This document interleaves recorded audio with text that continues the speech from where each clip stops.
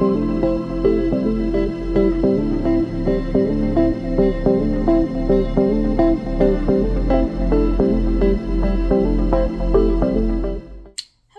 my name is Kim and welcome back to my channel. A few months ago I did upload a video where I was modeling some fashions for tall women. I've been away for a while because my mother was sick and I had to go home to help take care of her to get her back on her feet. But now I'm back and it is my goal to try and upload videos at least once a week. Not only will I be sharing fashions for tall women, I will also discuss breast cancer because I am a 12-year breast cancer survivor. So my journey began at the age of 28. It was after I had my youngest son, Caleb. I used to have sharp pains that would run or shoot through my left breast, and I didn't understand why, so I told my OBGYN about it. She suggested that I get a baseline mammogram to make sure there was no cancer present and to see what was going on. She's told me that she felt that it was just because I had dense breast tissue. So I started my journey of getting mammograms, like I said, at the age of 28. Up until I was 39, I was getting them on a regular basis. But when we moved to Tennessee, I had gotten to the point where I think I had one mammogram once we moved here in 2007. And then I had gotten to the point where I would get them every 2 years. And then I got to the point where I just wasn't having them done at all. All of my results were always negative, so benign, negative. So I felt that it wasn't a real urgent need to have the mammograms done, so I started skipping them. At one point, it was December, well, it started in September 2012. My husband started asking me, had I had my mammograms done? And I was like, no, I'm good. You know, I'm fine. There's no breast cancer in my family. I'm good. So he kept asking me about it, So finally, December of 2012, our primary care physician, he went and decided to make an appointment for me. I had no clue that he made this appointment for me. I had gone in after him for my checkup, and when the doctor was finished, she said, stop by the desk on your way out because your husband made an appointment for you to have a mammogram. And so I was shocked, but I was like, okay, you know, fine, cool. I went ahead and had the mammogram done. I think it was January, late January, I had the mammogram done. Then early February, I received a letter saying that I needed to come back in for more imaging because something looked suspicious. So of course I got upset, was really scared about the whole thing, but I went ahead and had it done. When I had the second mammogram done, the radiologist came in and he told me that he saw what appeared to be calcifications. He explained what it was. He said it looked like salt had been dashed on my imaging, and that he wasn't really concerned, but I could come back in 6 months and they'll look at it again and make sure, you know, nothing has changed. But he told me that if I felt a need, that I could go ahead and have a biopsy, because at the end of the day, he couldn't confirm anything until a biopsy was done. So I went ahead and told him I wanted to have the biopsy, and we did about a week or so later. I had the biopsy done. It seemed like it was taking a while for me to get my results. So on this particular day, my husband was off, and I decided to ask him just to drive me to work. I said, asked him to drive me to work because we, didn't get to spend a lot of time together because of our schedules. So he said, sure. He drove me to work that particular day. When I got off work, I said, well, let me call the doctor to see whether or not my results are in, biopsy results are in. I called the doctor. The office was pretty busy, so they put me on hold. I was on hold for quite some time. From the drive from my job to the doctor's office, I was still on hold because I told my husband, I said, well, we have to pass the doctor's office. Just stop me by there and I get my results. So went in the office, told him that I was still on hold waiting to hear about my biopsy results. The nurse told me to have a seat. They were busy, but she would speak to the doctor to see if she could, squeeze me in and give me my results. They called me back. My husband and I went to the back with the doctor, and she had the results in her hand, and she said that she had just gotten off the phone with the radiologist, and he was in shock.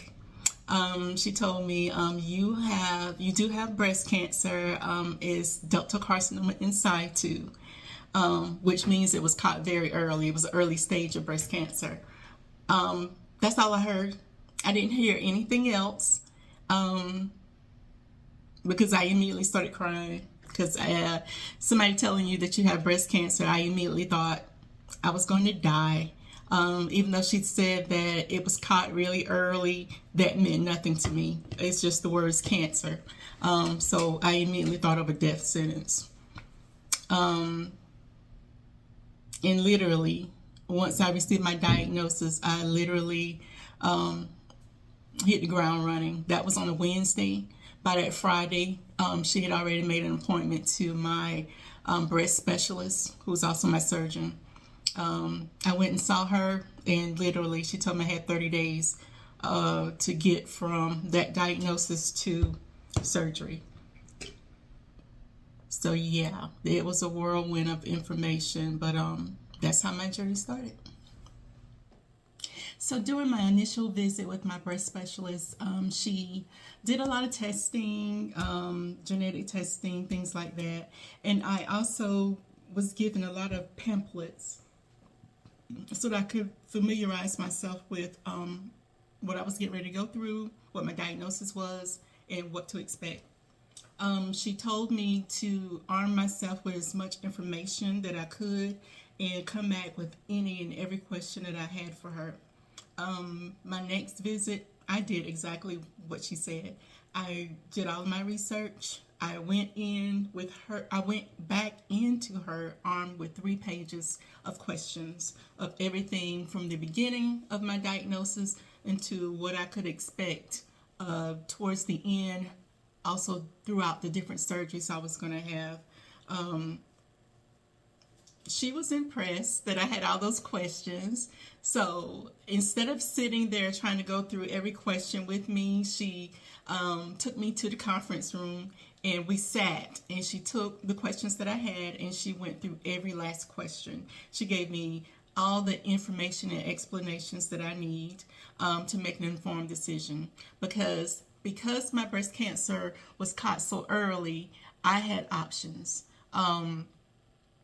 I had an option of having a mastectomy done, which with that, I did not have to have radiation or chemotherapy. I had the option of having a lumpectomy done. With that option, I would have had to had radiation therapy, but still no chemotherapy. So those are the 2 options, and the option that I chose was a mastectomy with no radiation and no chemotherapy. It was a mastectomy. It was a skin-sparing mastectomy. So when I had it done, the day of my surgery, when I had it done, they also inserted the expander so that I could go ahead and begin the reconstruction process. I will say the most painful part of being prepared for surgery was when I had to go into radiology and they had to inject I think it's called tracing dye or tracer. I was awake for that process. They had to inject that tracing dye in my nipple, 4 places in my nipple. That was the most painful experience. I still can remember it to this day. When I got back, when I got back to my room, because they had to take me to, like I said, radiology. Um, when I got back to my room, my husband, my mom, and my stepdad were there. They had no clue of what I had just gone through. That pain was intense. I wish that on no one, not even my worst enemy, if I had one. Um, it was something. It is something I'll never forget. But I went through it. I made it to the other side. Um, yeah. So I had to wait an hour after the injections were done before I could go to surgery. Um, then I was taking the surgery an hour later. I don't remember much from being in the hospital. I don't remember how many days I was in the hospital. I don't remember any of that. I just remember being home, recovering. The recovery process was it was hard. There was a lot of pain, and it took me a long time to get on my feet. I was out of work for 6 weeks, and I did not begin to get my strength back until literally maybe a week before I returned back to work. It was a hard recovery. Yeah, it was a really hard recovery. Um, it still took a long time for me to get my energy back. My energy level is something that still hasn't recovered to what it used to be before I had a mastectomy. And I used to ask the doctor, why would I be so tired? And they could really never give me an explanation. I didn't really get an explanation until I went to physical therapy. I had to start going to physical therapy to get the motion range back in my arm. Um, and I explained it to the physical therapist, and she told me because my body lost because I lost a body part, my body was trying to regenerate and compensate for the part that was lost. So when she explained it to me, it made sense. Um, but yeah, that was a hard thing to try to get that energy back. That was yeah, really hard. But after that, I went back to work. I had to start getting weekly injections into the expander. That part was a little rough because I would go in and they would insert a big needle in that left breast expander and inject the saline to pump up the expander. Um, I didn't feel anything. That was the best part. I didn't feel anything because I'm numb on that side. But by the time I drove home from Nashville to where I live, the pain was set in. Um, there were, whenever they did the expander injections, um, the muscle would, I guess they would create microscopic tears in the muscle to expand it. And by the time I would get home, I would be in tears. I would just go in the house, get my medication, and just go to bed. That went on for about, I think, 6 weeks. I had to have that done. And then from April into September, no, it went on longer than 6 weeks because my next surgery was in either August or September. First surgery was April 15th. Second surgery was either August or September of the same year. That's when I had my implant exchange for the expander. That surgery, it was easy to recover from it. Um, they did they only did the implant exchange, so that one was pretty easy to recover. Was out for 6 weeks, went back to work. Um, Next surgery was in April of the following year. That's where I had the nipple placement done, and then I had the other side, the right side, I had reduction done. Um, that surgery was a little difficult to recover from. It wasn't due to pain, but it was due to the fact that I contracted MRSA. So getting through all that was stressful. Um, I thought I was at the end of my journey, and then here comes this bad infection. But my breast specialist, she caught it, um, and she treated me for it, so I made it through that.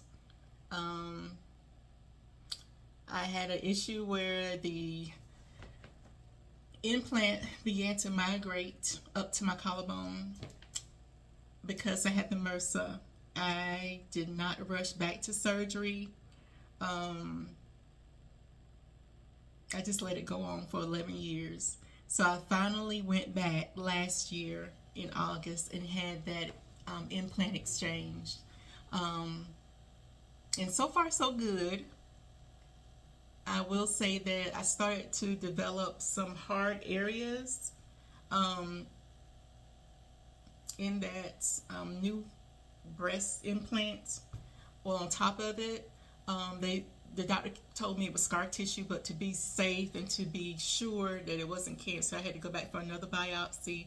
That was the last week in July of this year. I went back for another biopsy. Thank God, no more cancer. It's just scar tissue. So I'm good to go with that.